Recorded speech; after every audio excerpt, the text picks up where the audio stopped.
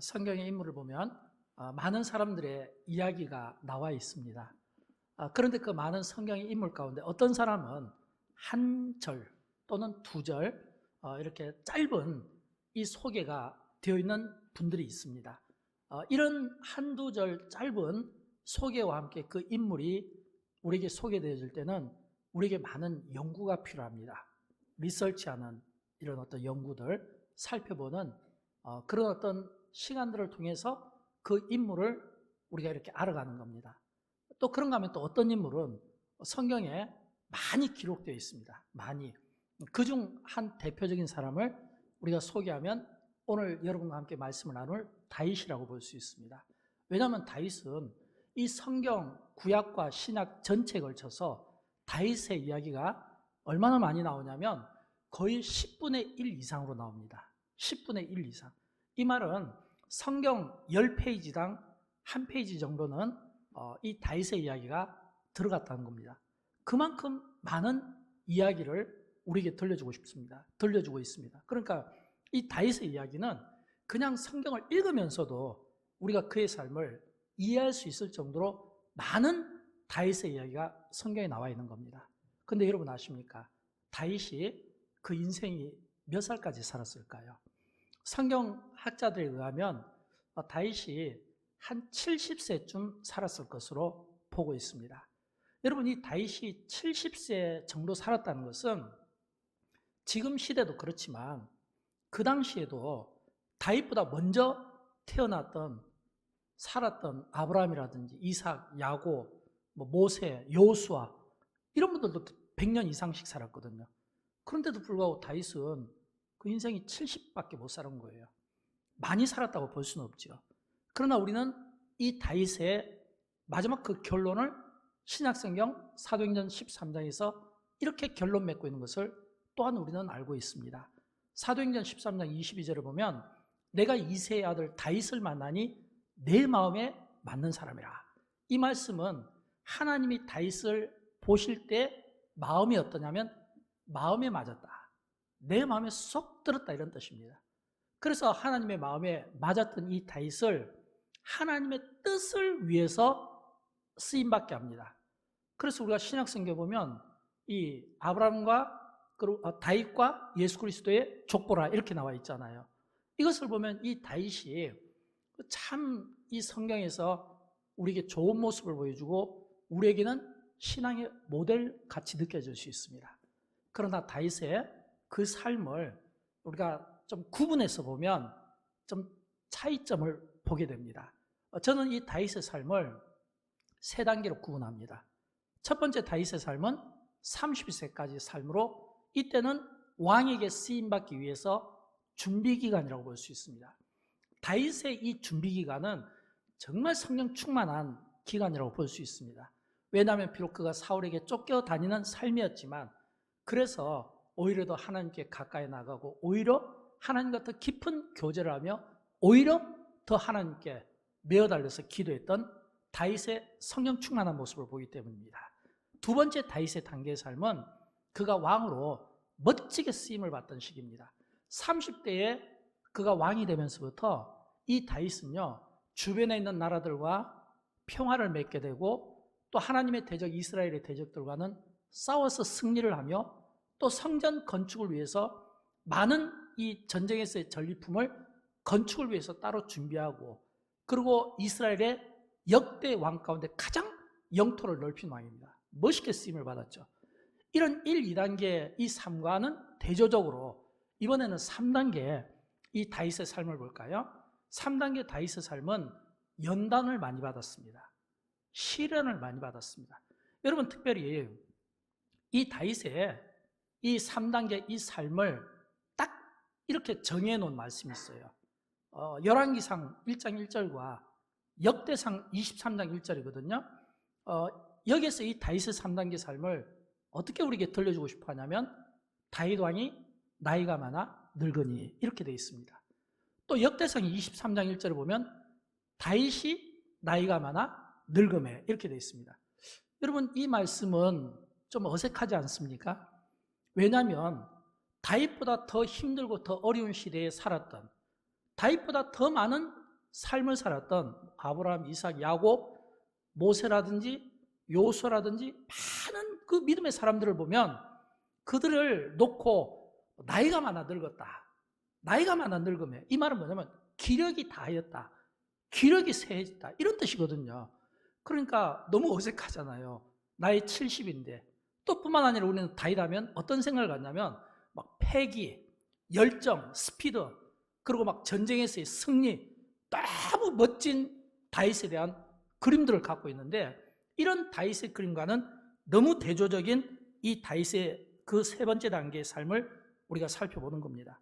그러면 왜 다윗의 이 3단계의 삶을 다윗이 기력이 다하였다, 늙었더라, 나이가 많았더라, 이런 표현들을 쓰겠습니까? 그 원인은 다윗이 훌륭한 점이 많고 우리가 배울 점이 많지만 그의 삶 가운데 불필요한 삶도 많았다는 겁니다. 불필요한 삶도 많았다는 것은 불필요하고 복잡한 삶을 살았다는 겁니다. 그 원인이 우리아의 아내 밧세바와 범죄 사건이 원인이 되는 것을 우리는 보게 됩니다. 왜냐하면 다윗이 이 우리아 안에 이 밧세바와 범죄 사건을 일으키면서 이 다윗이 자기 죄를 은폐하기 위해서 우리아를 전쟁터에 보내서 최전방에서 죽이게 하거든요. 우리아만 죽인 것이 아니라 우리아를 따르는 많은 병사들도 같이 죽였습니다. 또 뿐만 아니라 이 밧세바를 이 궁으로 데려와서 또 아내를 삼게 되거든요. 이때부터 다윗은 인생의 위기를 만나게 되고, 그리고 다윗은 이 밧세바와 이 불륜을 가지면서 이게 불륜으로 끝나는 것이 아니라 간음죄, 우리가 십계명에서 이야기하는 거, 또 우리아를 죽였으니까 살인죄, 십계명에 나와 있죠. 또 남의 것을 탐내지 말라고 했잖아요. 탐심죄. 그러니까 십계명에서 중요한 이 죄들을 이 다윗이 우리아의 아내 밧세바와 범죄를 통해서 이걸 전부 다 한꺼번에 이 죄를 저지르게 된 겁니다. 더 놀라운 사실은 하나님께서 그렇게 인정하고 사랑했던 다윗, 그렇게 하나님과 동행하고 하나님을 예배하고 기도하고 찬양했던 이 다윗이요, 딱 이 밧세바와 이 범죄 이어진 이후에 하나님께서 이 다윗의 행위를 어떻게 평가하셨는지 한번 볼까요? 이 평가도 상당히 우리를 당황스럽게 만듭니다. 왜냐하면 사무엘하 11장 27절을 보면 다윗이 행한 그 일이 여호와 보시기에 악하였더라, 악하였다고 이야기합니다. 또 사무엘하 12장 9절을 보면 어찌하여 내가 여호와의 말씀을 업신여기고 나 보기에 악을 행하였느냐, 악을 행했다고 이야기합니다. 여러분, 여호와 보시기에 악하였더라, 이런 이 표현은요, 이 다윗 이후에 앞으로 계속해서 이 열왕기 상하에 보면 이스라엘 왕들의 이야기를 나올 때 이 악하였다는 이것이 이제는 기준이 되는 거예요. 계속 여호와 보시기에 악하였더라, 악하였더라, 악하였더라, 악하였더라. 거의 이스라엘 역대 왕들 가운데 이 악하였더라는 이 단어를 피하고 간 왕들이 몇 안 됩니다. 근데 여러분 아십니까? 그 출발점이 지금 오늘 본문에 보면 다윗이 여호와 앞에서 악하였더라, 하나님이 그 행위를 악하게 보셨더라 라고 하는 겁니다.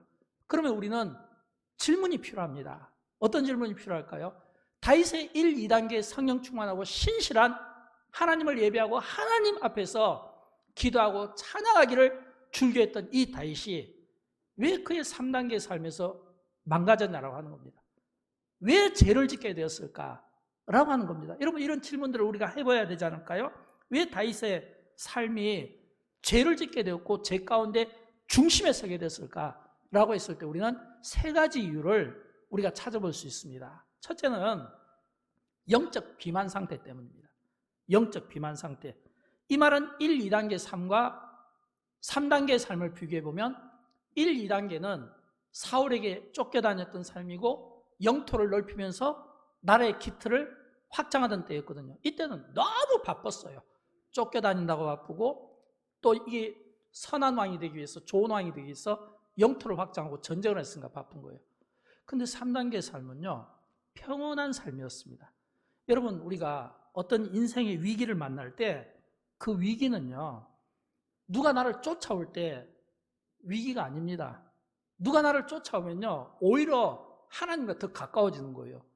쫓아오는 사람이 무섭고 두렵고 떨리고 부담스러우니까 하나님 살려주세요, 더 가까이 오는 거예요.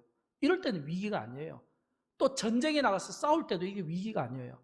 언제 위기냐면 인생이 평안했을 때, 뭔가 자신이 한 일에 대한 결과를 보고 만족해하고 그 결과에 취해 있을 때 비로소 인생은 위기를 맞게 된다는 겁니다. 오늘 본문의 배경은 어떻게 시작하냐면 이스라엘이 지금의 요르단의 수도인 라빠성을 이스라엘이 공격을 하는데, 전쟁을 벌이는데 당연히 가야 될 다윗이 가지 않고 군대 장관 요압으로 하여금 병사들만 보내게 됩니다. 당연히 가야 될 왕이 가지 않은 거예요. 그러면 그 왕은 무엇을 하고 있을까요? 이 다윗이 그가 망가지게 된 배경을 우리에게 설명해 주고 있는데, 사무엘하 11장 2절에 보면 이렇게 되어 있습니다. 저녁 때에 다윗이 그의 침상에서 일어나. 바로 이겁니다. 저녁 때에 다윗이 그의 침상에서 일어나. 이 말은 다윗이 저녁 때 일어났다는 거예요. 여러분, 저녁은 자는 시간이지 일어나는 시간은 아닙니다. 아침에 일찍 일어나고 일찍 자는 게 가장 건강한 삶이죠. 저녁은 자는 시간이지 일어나는 시간이 아니에요. 근데 다윗이 저녁 때 일어났다는 거예요. 무엇을 뜻할까요? 저녁 때 일어났다면 우리가 상상할 수 있잖아요. 밤을 새웠다는 뜻이겠죠. 아니면 밤에 늦게까지 잠을 안 자다가 낮에 잠을 자고 초저녁에 일어났다는 이런 뜻 아닙니까? 그렇다면 이것은 지금 다윗의 낮과 밤이 바뀐 거예요. 다윗의 일상이 바뀌었다는 거예요. 왜 그로 하여금 이런 일상이 바뀌었을까요? 아마도 다윗은 이제 그 병사들이 전쟁터로 다 나가 있고 몇 안 되는 사람들과 함께 왕궁에 있으면서 포만감에 빠져서, 그 자만심에 빠져서 아마 그는 밤새 다른 일을 하고 그리고 이제 저녁에 일어난 거예요. 우리는 그렇게 생각할 수 있는 겁니다. 여러분, 신앙생활의 위기는 언제 오는 줄 압니까? 열정 없는 나태함과 부지런하지 못한 게으름에서 신앙의 위기는 찾아올 수 있는 겁니다. 이걸 영적 비만이라고 하거든요. 영적 비만이라는 것은 더 이상 내가 뭔가를 필요를 못 느끼는 거예요. 그러니까 예배를 드려도 건성으로 드릴 가능성이 많고, 내가 기도를 해도 열심히 하지 못할 수 있고, 또는 말씀도 잘 안 들어오는 거예요. 교회를 와도 습관적으로 다닐 수 있다는 겁니다. 이게 뭐냐면 영적 비만의 상태인 거예요. 뭔가 목마르고 갈급함을 잃어버릴 때 그럴 수 있다는 겁니다. 근데 사실은 사탄이 우리를 공격하고 유혹하고 넘어뜨릴 때 제일 잘 쓰는 표현입니다. 여러분, 사탄이 언제 우리를 넘어뜨리기 위해서 공격을 할까요? 한가한 틈입니다. 뭔가 내가 한가해 보일 때 그 한가한 틈을 타서, 내가 한가할 때 그 방심하고 있을 때 그 틈 속으로 들어와서 나를 하여금 열정 없는 사람으로 만들 수가 있는 겁니다. 또는 영적 비만감에 빠져서 게으르게 만드는 것이 이게 사탄의 일이고, 또 나쁜 습관을 가져서 죄짓게 하는 것, 이게 전부 사탄이 하는 거예요. 그래서 바울이 이런 이야기를 했잖아요. 고린도전서 10장 12절에서 그런즉 선줄로 생각한 자는 넘어질까 조심하라. 넘어질까 조심하라. 선줄로 생각하는 자. 여러분, 이 말씀은 어떤 의미일까요? 이 말씀은 우리 가운데 그 누구도 완벽하지 않다는 겁니다. 우리 가운데 그 누구도 완전한 사람이 없습니다. 내가 완전하다고 생각하는 사람은 위험한 사람이에요. 내가 의롭다고 생각하는 사람은 위험한 사람이에요. 내가 믿음이 좋다고 생각하는 사람은 위험한 생각이에요. 선줄로 생각할 때 넘어질까 조심하라. 이 말은 겉으로 믿음이 있고 겉으로 열정이 있고 겉으로 신앙이 좋은 것 같은데 속은 그렇지 않을 수 있다고 하는 겁니다. 그래서 우리는 넘어지지 않기 위해서는 항상 이 영적인 긴장감을 늦추면 안 되는 거예요. 항상 영적으로 긴장하면서 살아야 돼요. 왜냐? 어제의 성공이 내일의 성공을 보장해 주지 못하기 때문입니다. 그래서 우리가 늘 영적으로 깨어있지 않으면 어느 한순간 내가 영적 비만에 빠질 수 있다는 것을 우리는 다윗의 삶을 통해 우리가 다시 한번 교훈을 얻어야 됩니다. 두 번째, 다윗의 삶 가운데 그가 죄에 빠지게 된 것은 시각 간음죄입니다. 시각 간음죄. 하나님만 바라보던 삶에서 그에게 주어진 풍요와 여유와 나태함이 이 시각 간음죄로 빠지게 된 겁니다. 우리가 앞에서 읽었던 부분을 다시 한번 볼까요? 사무엘하 11장 2절에 보면 저녁 때에 다윗이 그의 침상에서 일어났다고 했잖아요. 일어나서 다윗이 어떤 일을 했냐면 왕궁 옥상에서 거닐다가 그곳에서 보았다고 했거든요. 한 여인이 목욕을 하는데 심히 아름다워 보이는지라 그랬거든요. 이게 다윗이 삶이 뒤바뀌니까 하는 일이 뭐냐면 밤중에 일어나서 한 여인의 목욕하는 것을 보았는데 심히 아름다워 보이는지라. 이게 다윗이 시각 간음죄에 빠진 겁니다. 여러분, 우리가 좋은 것을 좋다고 하는 것은 잘못된 게 아닙니다. 또 아름다운 것을 아름답다고 하는 것도 잘못된 게 아닙니다. 아름다운 것은 아름답다고 할 수 있어야 돼요. 문제는 심히 아름다운지라. 이게 문제인 거예요. 왜냐하면 그 어떤 경우도 내가 한 번 보고 두 번 보고 심히 아름다우니라 이 표현은 나올 수가 없다는 거예요. 심히 아름답다는 이 표현은 내가 본 것이 우연이 아니라 의도적으로 습관적으로 보면서 심히 아름다워지게 된 겁니다. 다시 말하면 보면서 그 속에 뭐가 들어오냐면 죄가 들어오는 거예요. 여러분, 우리가 죄의 속성을 알아야 돼요. 죄의 속성은 우리가 에덴 동산에서 아담과 하와를 알 수 있잖아요. 사탄이 선악과를 놓고 그 선악과를 놓고 이 아담과 하와를 유혹하잖아요. 근데 그때 유혹할 때 어떻게 유혹하냐면 먼저 보게 하잖아요. 그러면서 보면서 무슨 생각을 합니까? 보면서 참 탐스러워 보이고 참 먹음직스러워 보이고 탐스럽고 먹음직스럽다는 생각을 하면서 선악과를 먹게 되는 겁니다. 이게 바로 유혹에 굴복당하는 거예요. 여러분, 이처럼 우리가 죄를 지을 때는 처음부터 죄 지는 건 아니에요. 보면서 끝나야 되는데 생각을 하니까 끝나야 되는데 벌썩 잡으니까 그때 죄를 짓게 되는 겁니다.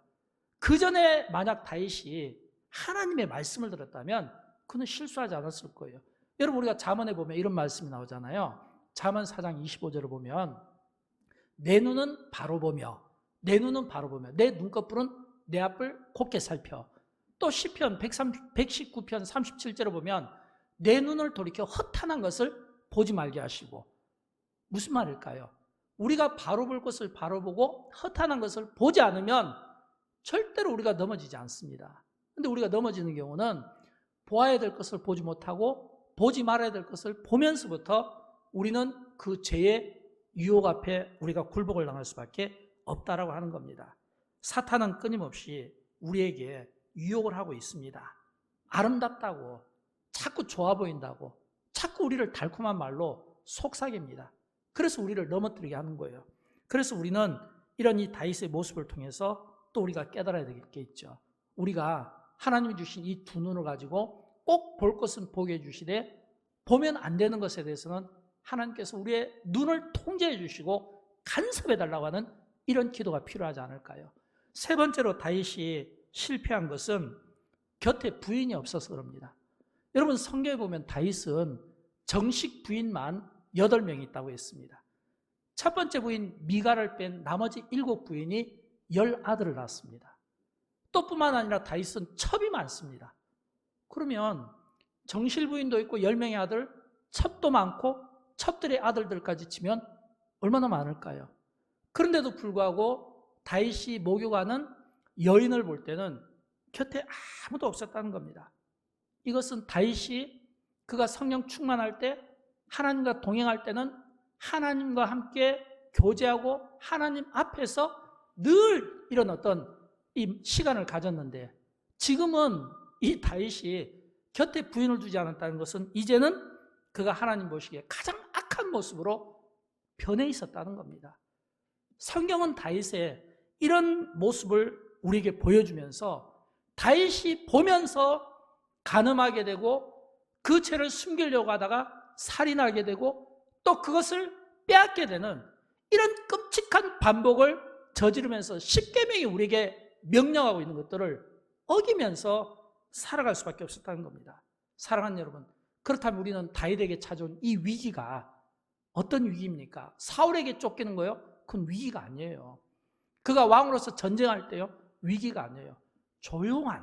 조용한 이 밧세바가 이 다윗에게는 가장 큰 위기였다는 것을 우리에게 보여주고 있습니다. 그래서 우리는 다윗의 이런 3단계의 이 삶의 모습을 보면서 우리가 죄를 안 짓는 것도 중요하지만 당연히 앉아야 되겠지만 그러나 우리가 죄의 자리에 앉았을 때 어떻게 일어나야 되는가 여기에도 우리는 관심을 가져야 됩니다. 왜냐하면 다윗이 하나님의 마음이 합했다고 했잖아요. 이 말은 하나님이 다윗을 사랑하고 다윗에 대한 어떤 믿음을 가졌다는 겁니다. 성경은 오늘 본문을 통해서 다윗이 넘어지는 부분을 우리에게 보여주고 있지만 또 동시에 일어나는 모습도 보여주고 있습니다. 다윗이 어떻게 회복하고 있는가? 그렇다면 다윗이 왜 넘어지게 되었는가? 여기에 대한 질문도 필요하지만 다윗이 어떻게 회복하게 되었는가? 이 질문도 우리가 가져야 되지 않을까요? 세 가지로 여러분에게 말씀을 드릴 수 있는데 첫째는 회개의 길을 놓치지 않은 겁니다. 회개의 길을 놓치지 않았다는 것은 하나님께서 다윗에게 나단 선지자를 보내면서 이 사무엘하 12장을 시작합니다.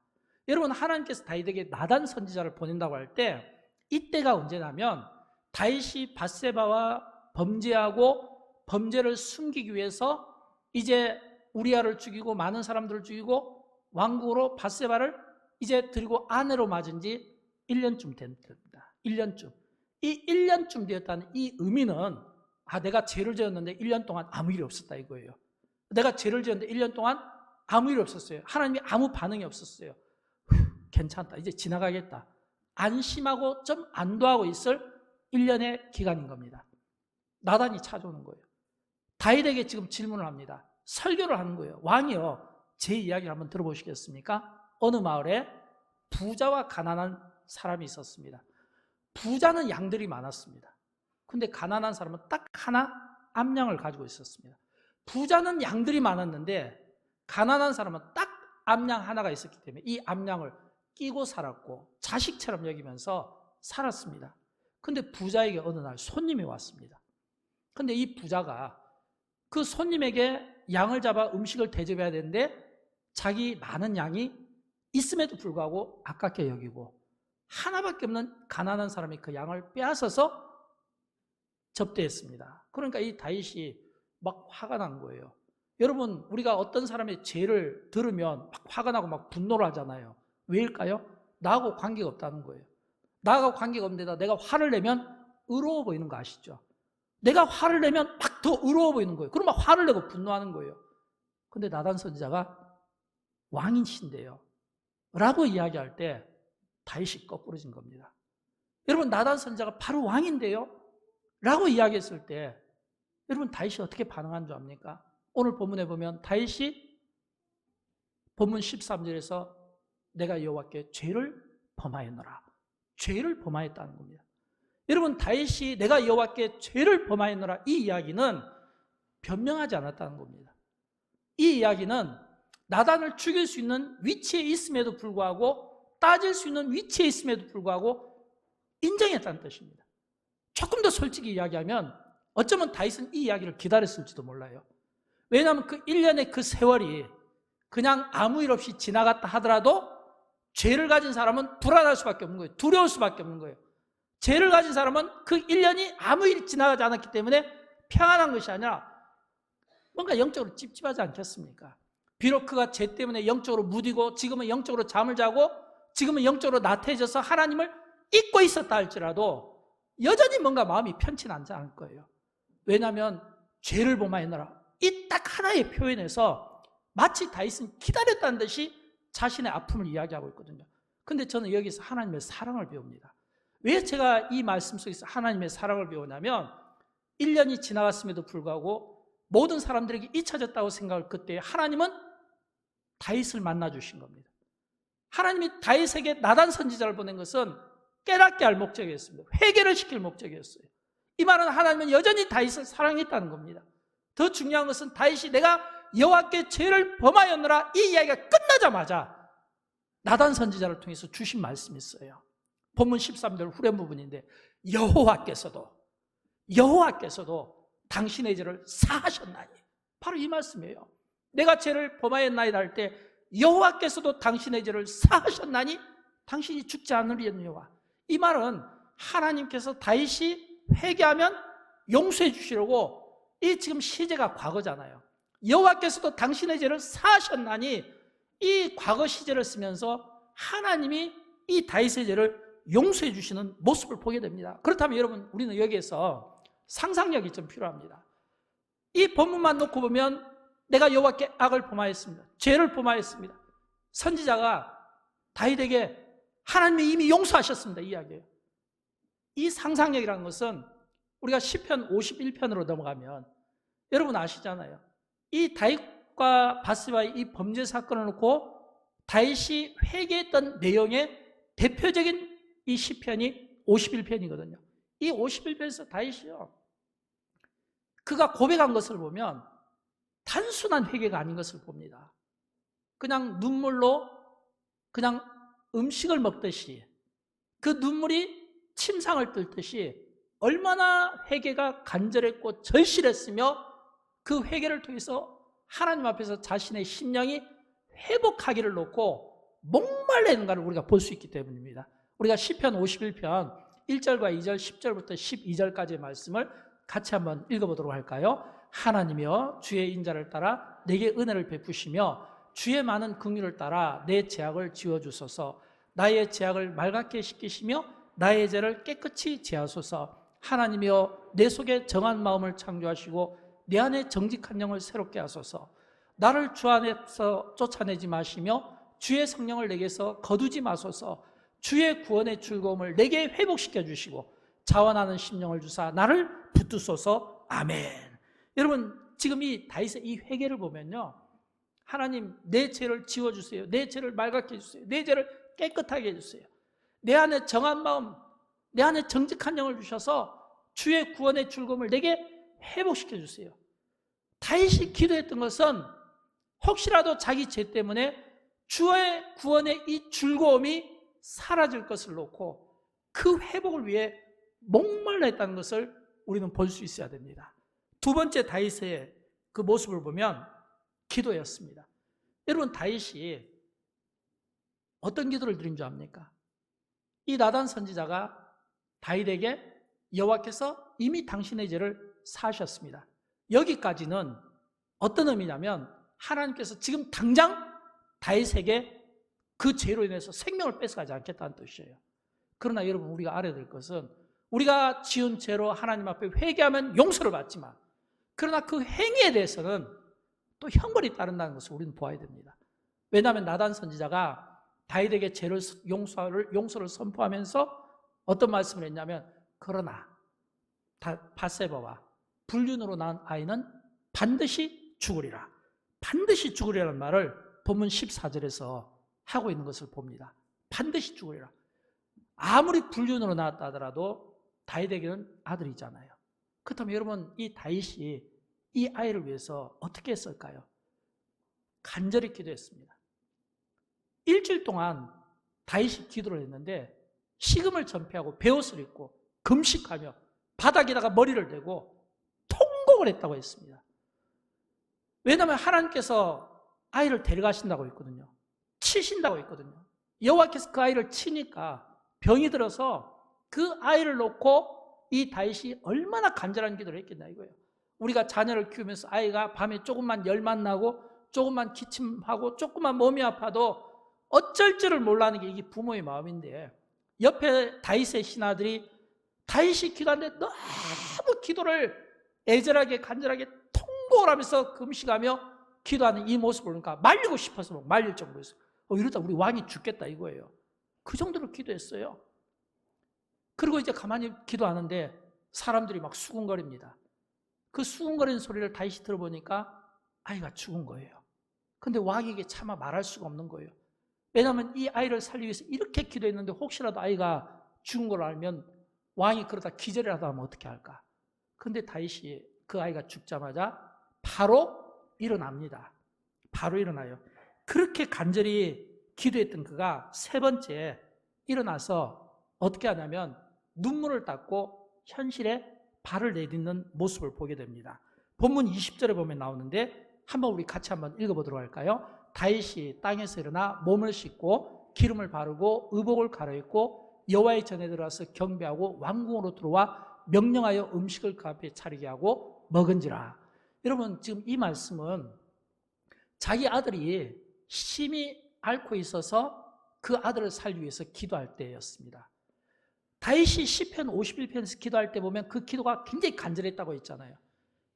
그러면 여러분, 그 아이를 살리기 위해서 다윗이 어떤 기도했겠습니까? 하나님, 내가 밧세바와 불륜한 것을 용서해 주시옵소서.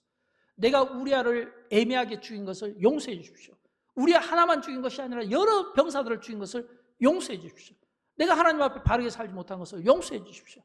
내가 낮에 아침에 일찍 일어나고 밤에 자야 되는데 내가 밤새도록 잠을 안 자고 내가 밤에 일어나서 내가 이렇게 엉뚱한 삶을 산 것을 용서해 주십시오. 엄청난 회개가 막 쏟아져 나오지 않았겠습니까? 그렇게 기도하고 아이만 살려주시면, 여러분, 우리 부모들이 쓰는 표현 있잖아요. 내 자식만 살려주시면, 자식을 위해서라면 생명만 구원해 주시면, 근데 죽은 거예요. 보통 사람 같으면 이런 상황에서요, 하나님과 멀리할 수 있습니다. 등을 돌릴 수 있어요. 하나님으로부터 멀리 떠나서 신앙의 자리에서 떠날 수 있어요. 근데 다윗은 아이가 죽었다는 말을 듣고 가서 씻고 옷을 갈아입고 몸을 단정히 하고 어디를 갔냐면 성전에 가서 여호와께 경배를 했다 이거예요. 보통 사람 같으면 일주일 금식하고 몸이 세하니까 물을 먹든지 음식을 먹어야 되잖아요. 근데 본문에 보면 하나님께 경배하고 돌아와서 음식을 먹었더라 이렇게 되어 있는 거예요. 다윗이 그가 회복했다는 것은 바로 이겁니다. 그가 하나님께서 회개의 기회를 주셨을 때 그 회개 기도를 살릴 수 있었다는 것. 또 하나님께서 그에게 징계를 하실 때 간절히 기도했다는 것. 그 간절한 그 기도가 응답이 안 된 것 같은데 아니에요. 그게 응답입니다. 왜일까요? 응답이 안 된 것 같지만 하나님은 우리를 기도의 자리로 불러넣으시고 우리에게 기도시킬 때 때로는 내가 원하는 방법으로 이루어지지 않다더라도 하나님이 우리의 기도에 응답하셨다는 것은 이 다윗이요, 아이가 딱 죽었다는 소식을 듣고 성전에 가서 예배를 드렸다는 거예요. 이거는 하나님과의 관계가 회복되었다는 겁니다. 그가 왜 밧세바와 범죄했을까요? 그가 왜 저녁에 일어났을까요? 그것은 그가 가진 어떤 성취감의 그 자만심에 하나님과 멀어지니까 영적 맹인이 된 겁니다. 영적 소경의 삶을 사는 거예요. 영적으로 잠을 자버린 거예요. 그가 하나님 앞에 기도로 다시금 살아나면서 성경은 이 다윗의 회복한 모습을 보여주는데 특별히 두 가지 회복한 모습을 보여줍니다. 첫째는요, 위로자의 모습을 보여줍니다. 여러분, 사람이 어떤 위기를 당하거나 어려움을 당하면 항상 중심에는 내가 있습니다. 나를 위해서 기도하고 나의 회복을 위해서 기도하는 거예요. 근데 다윗이 회복했다는 것은 이제 그가 하나님과의 관계를 통해서 회복하니까 누가 보이냐면 자기 때문에 고통받고 자기 때문에 상처받는 사람들이 눈에 보이게 된 거예요. 그 중에 한 사람이 밧세바입니다. 그래서 본문에 보면 24절과 25절을 보면 다윗이 그의 아내 밧세바를 위로하고 그랬잖아요. 자기가 회개하기 전에는 자신의 삶에 만족했던 다윗이 이제는 자신이 회복하고 나니까 누구를 돌아보게 되니까 주변 사람들을 보면서 밧세바를 위로했다는 겁니다.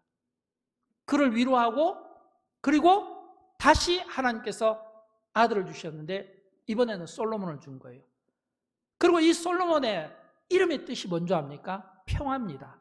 여러분, 원래 다윗은 그의 삶이 평화로운 삶이었고 다윗이 가장 좋아했던 단어가 평화입니다. 그는 사울에게 쫓겨다닐 때도 평화를 외쳤던 사람입니다. 그가 이스라엘의 왕이 돼서 비록 주변의 대적들과 전쟁은 했지만 역시 평화로운 관계를 위해서 노력을 했습니다. 하나님께서 솔로몬을 주신 거예요. 이름을 평화라고 그 뜻을 주신 것은 다윗이 원래 평화를 사랑했고 원래 모습으로 회복한 것을 우리에게 보여주는 겁니다. 선지자 나단을 통해서 여디디아라는 또 하나의 이름을 주는데 이 여디디아라는 이름이 여호와께서 그를 사랑하셨더라 이거거든요. 그렇다면 우리는 이렇게 생각할 수 있잖아요. 다윗이 그가 지은 죄 때문에 1년 동안 영적인 어둠의 삶을 살다가 하나님께서 그 기회를 주셨을 때 회개를 살리고 또 하나님께서 기회를 주셨을 때 기도에 힘쓰고 그래서 하나님께서 이제 그를 회복시키니까 이제는 그가 다른 사람을 위로하고 다른 사람을 위해서 살을 때 하나님이 그에게 선물로 준 솔로몬, 여호와께서 그를 사랑하시더라. 그러니까 다윗이 두 번째로 회복했다는 것은 이 솔로몬이 딱 태어남과 함께 다윗이 어떻게 했냐면 두 번째는 원래 자리로 돌아갑니다. 원래 자리라는 것은 뭐냐면 다시 전쟁에 나가서 승리하는 겁니다. 원래 다윗하면 이 싸움에 전사 같은 사람이잖아요. 용맹함이 있잖아요. 그래서 본문 29절에 보면 다윗이 모든 군사를 모아 랍바로 가서 그곳을 쳐서 점령하고 이렇게 돼 있거든요. 사무엘하 12장 1절에서 이 랍바 성에서 전쟁할 때는 다윗은 없었어요. 요압과 병사들만 있었습니다. 그런데 이 사무엘하 이 마지막 끝절은 다시금 다윗이 랍바로 가서 그곳을 점령했다는 겁니다. 이 말은 다윗이 정신 차리고 원래 자기 자리로 돌아갔다는 겁니다. 다윗이 회복했다는 뜻이 되지 않을까요? 사랑하는 여러분, 하나님은 우리의 실수를 아십니다. 우리의 허물을 아십니다. 여러분, 우리가 사람을 속일 수 있습니까? 우리가 여호와를 속일 수 없잖아요. 사람은 속일 수 있지만 하나님은 속이지 못하는 거예요. 하나님이 가장 잘하시는 게 나의 연약함입니다. 하나님은 우리가 얼마나 연약한지, 그 연약함 때문에 유혹을 이기지 못하고 그 연약함 때문에 넘어지고 그 연약함 때문에 피 터지게 고통받는 걸 아세요. 또 하나님은 우리의 연약함을 너무너무 잘 아세요. 우리 몸에 있는 내장을 다 아시잖아요. 우리 머리카락 하나까지 세심받으잖아요. 하나님이 우리에 대해서, 우리의 인생에 대해서 모르는 게 없어요. 우리의 삶의 과거와 현재뿐 아니라 미래의 삶까지 아시고 우리의 삶을 이끄시고 섭리하시는 하나님이십니다. 그렇다면 하나님이 우리에게 기대하는 건 뭘까요?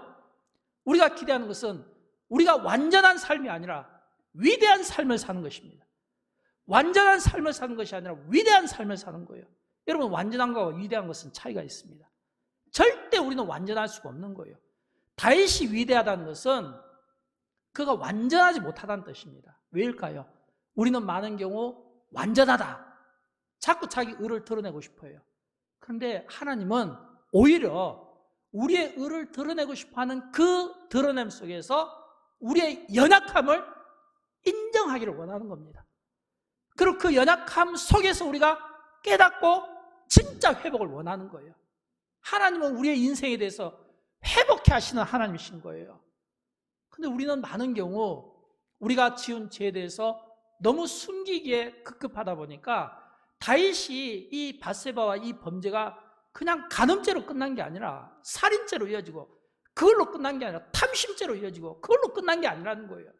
계속해서 이 다윗의 3단기 그 인생의 그 후반기에 다윗이 시련을 많이 받습니다. 여러분, 오죽 힘들었으면 그의 삶이 70세에 마쳤겠습니까? 얼마나 힘들었으면 나이가 많았다, 늙었다, 기력이 쇠했다 이런 표현들을 썼겠냐는 거예요.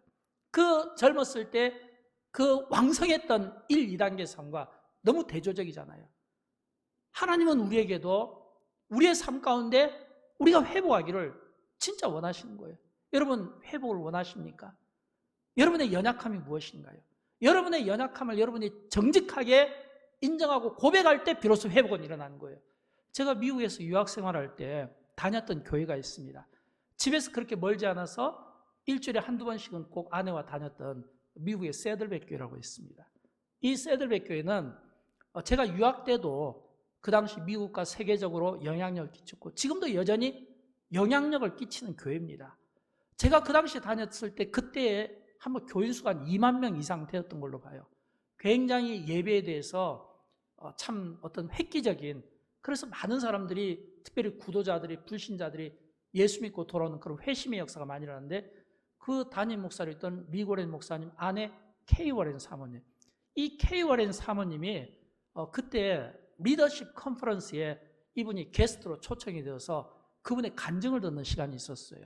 근데 사실은 이 케이 워렌 사모님의 이 간증이 그 당시 청중들에게는 별로 관심이 없었어요. 왜냐하면 그 당시에 미국에서 영향력 있는 목사님들이 막 강의가 주옥과 같은 강의들이 있었기 때문에 그 잠깐 쉬는 시간에 이 사모님의 이 간증에 사람들이 그렇게 관심을 갖지 않았을 수 있는데 딱 이분이 간증을 하는데 이야기를 하더라고요. 나는 목사 딸입니다.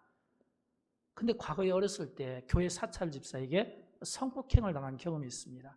그것이 나의 삶을 망가뜨려 놓게 된 겁니다. 그래서 그 아팠던 10대의 그 성폭행으로 인해서 결혼 생활을 제대로 하지 못하고 결혼한 이후에도 계속 정신과 치료를 받아야만 했고, 또 뿐만 아니라 그것이 후유증이 되어서 자녀들을 낳는데 그 자녀들이 또 장애로 또 가지고 또 태어난 거예요. 그래서 아들은 휠체어 장애, 또 청각 장애. 여러분 얼마나 고통스럽겠습니까? 그래서 이 리고렌 목사님이 그 자기의 많은 그 사례비 가운데 절반 이상을 그 가족 병원비로 전부 다 쓰게 되는 아픔을 가지고 있어요. 그런데 이 케이오렌 사모님이 그 와중에도 그가 고난의 때 하나님께서 자기에게 들려주신 음성을 생생하게 기억하고 있었다는 거예요. 그 하나님의 음성이 뭐냐면, 그가 그 고난의 때에, 이분이 책도 많이 썼는데 책에서도 이야기하거든요. 행복보다는 기쁨을 선택하라. 거기에 보면 이런 내용이 나와요. 그 시련과 그 고난의 때에도 내가 하나님의 말씀을 붙잡았더니 하나님께서 그 가운데도 하나님의 말씀을 붙잡은 나를 사용해 쓰셨다는 겁니다. 그래서 오늘 내가 여러분 앞에서 간증할 수 있게 되었다는 겁니다. 그러면서 이분이 끝으로 무슨 이야기를 하냐면, 여러분은 나보다 낫잖아요. 이야기예요. 여러분은 나보다 낫잖아요. 그 고통의 세월에서 힘들어하는데 그 힘든 나도 하나님 앞에 쓰임 받잖아요. 미국에서 영향력 있게 쓰임을 받잖아요. 뭐 베스트셀러의 작가이기도 하고, 뭐 이게 상당한 설교도 잘하고 강의도 잘하고 뛰어나신 분이에요.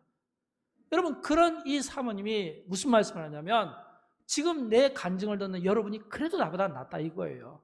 근데 이 간증이 끝나자마자 많은 청중들이, 이제 그 성도들이 올라와서 그 사모님을 안고 그러면서 축복하고 그러면서 그 아픔을 나누고, 이 사모님의 이 간증을 통해서 많은 죄 가운데 머물렀던 사람들이 회개의 역사가 일어나고요. 그리고 잘못된 길에 빠졌던 사람들이 다시금 돌아오게 되고요. 그래도 여러분은 나보다 낫잖아요. 작은 일로 불평하고 원망하며 뭔가 이렇게 자꾸 삶의 자리에서 주저앉고 싶을 때 그 한 여인의 그 간증이 많은 사람들을 회복하는데 하나님이 들어 쓰시더라니까요. 여러분, 왜 제가 이 말씀을 할까요? 모든 사람은 누구에게나 다 아픔이 있고 실수가 있고 실패가 있습니다. 그래서 우리는 그 실패, 실수에 우리는 넘어지고 자포자기할 수가 있습니다.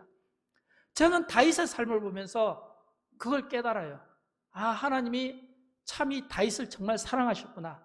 왜냐하면 다윗이 그 영적으로 1년 동안 어두운 삶을 살 때 얼마나 그의 삶이 어두웠겠습니까? 얼마나 암흑과 같이 길이 보이지 않고 그는 스스로 자기 자신을 자만했을지 모르지만 하나님 앞에 얼마나 악하게 살았냐 이 말이에요. 그런데 하나님이 그를 찾아와 주셔서 선지자를 통해서 깨닫게 해주실 때 비로소 다윗의 위대함이 나온 거예요. 여러분, 사람의 위대함, 다윗의 위대함은 완전한 데 있는 게 아닙니다. 다윗의 위대함은 완전한 게 아니라 그가 허물과 실수, 간음죄, 살인죄, 탐심죄 이런 죄를 저질렀음에도 불구하고 다시금 하나님이 일어나게 해주시고 그를 회복시키면서 그의 위대함은 드러나게 된다라고 하는 겁니다. 우리 가운데 완전한 사람은 없어요. 우리 가운데 그 누구도 자기의 의를 자랑할 만한 그런 의를 가진 사람이 없어요. 여러분, 오직 했으면 바울이 내 안에 사망의 법과 생명의 법이 번갈아 가면서 서로 싸우면서 서로 자기가 원하는 것을 하지 못하게 한다고 하면서 오라 이 사망의 몸에서 누가 나를 구하나랴, 이런 고백을 했겠습니까? 우리가 완전하면 좋겠죠. 그러나 우리는 완전하지 못합니다. 우리가 불완전하고 이 땅에서 사는 동안은 여전히 이 불안한 삶을 살 수밖에 없고, 그 불완전한 삶 가운데 우리는 여전히 유혹받으며 또 넘어질 수밖에 없는 삶인 거예요. 어떤 사람은 이성으로 넘어질 수 있고, 어떤 사람은 물질로 넘어질 수 있고, 어떤 사람은 명예로 넘어질 수 있고, 어떤 사람은 자기 욕심으로 넘어질 수 있다 이거예요. 넘어지는 것이 중요한 게 아니라 그 넘어짐의 자리에 너무 오래 있지 않았으면 좋겠습니다. 그 넘어짐의 그 자리에서 주저앉기보다는 그 가운데서도 하나님께서 내미시는 그 손을 붙잡았으면 좋겠어요. 여러분, 가늠하다 현장에서 붙잡힌 여인이 사람들이 돌을 던지려고 합니다. 모세의 율법에는 돌에 쳐 죽여야 되는 거예요. 그때 예수님께서 너희 중에 죄 없는 자가 치라고 말씀하시면서 여인에게 손을 내밀었잖아요. 딸아, 이제는 나쁜 짓 하지 말고 착하게 살아라 라고 손을 내밀었잖아요. 하나님은 지금도 마찬가지로 예배를 통해서, 말씀을 통해서 기도 가운데 손을 내미시는 겁니다. 우리의 손을 붙잡아주고 싶어 해요. 우리를 붙잡아서 우리를 죄의 자리에서 일으켜 세워주고 싶어 하는 거예요. 우리의 연약함의 자리에서 이렇게 세워주고 싶어 하는 거예요. 주님이 우리에게 손을 내미실 때 그 손을 붙잡는 자가 복된 자입니다. 그 손을 붙잡고 일어날 때 우리는 진정한 회복을 맛보는 겁니다. 저는 우리가 완전한 사람보다는 위대한 사람이 되었으면 좋겠어요. 위대한 사람은 깨닫고 돌이키고 실패의 자리에서 다시 일어나는 겁니다. 이런 위대한 삶을 저와 여러분이 살아갔으면 좋겠어요. 우리 안에 어떤 연약함이 보이면 그 연약함 가지고 주님 앞에 나옵시다. 그리고 그 연약함을 주님의 그 십자가에 내려놓고 우리의 그 연약함의 그 짐들이 십자가 앞에서 주님이 대신 짊어져 주시는 그 은혜를 힘입어서 오늘도 주님과 함께 날마다 동행하고 주님 앞에 한 걸음 한 걸음 나아가는 가운데 하나님께서 저와 여러분의 삶을 복되게 하시고 회복하시는 역사가 있기를 주님의 이름으로 축원드립니다. 우리 함께 일어나셔서 함께 찬양할까요?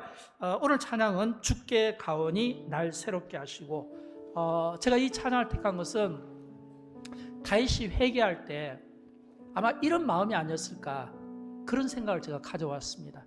여러분, 우리가 회개가 이루어지려면, 진실한 고백이 이루어지려면 먼저 선행돼야 될 것은 내 안의 연약함입니다. 오늘 이 찬양 가운데 보면 내 안에 발견한 나의 연약함 모두 벗어지라 그랬거든요. 주님 앞에 나와서 여러분의 그 연약함의 짐을 다 내려놓으시고 다시 새롭게 세워주시는 주님과 함께 동행하는 기쁨이 찬양 가운데 있었으면 좋겠어요. 우리 그런 마음으로 함께 찬양하도록 할까요?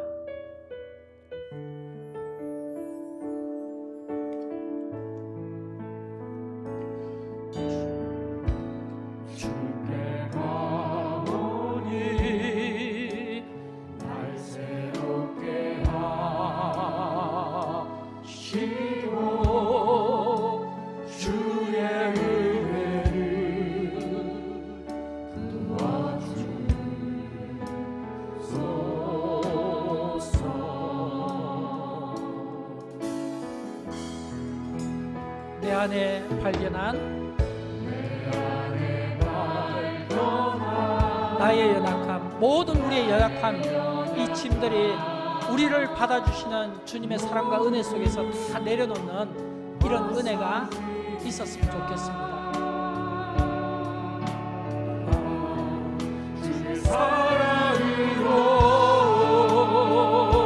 주 사랑 나를 붙드시고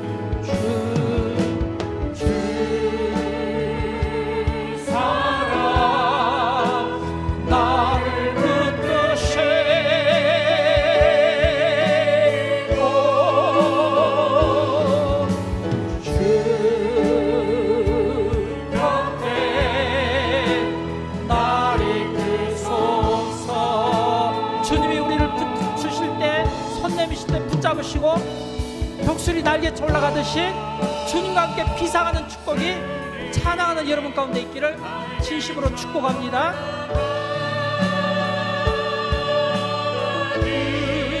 나 주님과 함께 일어나 걸으리. 주의 사랑 안에 주 사랑 나를 붙드시고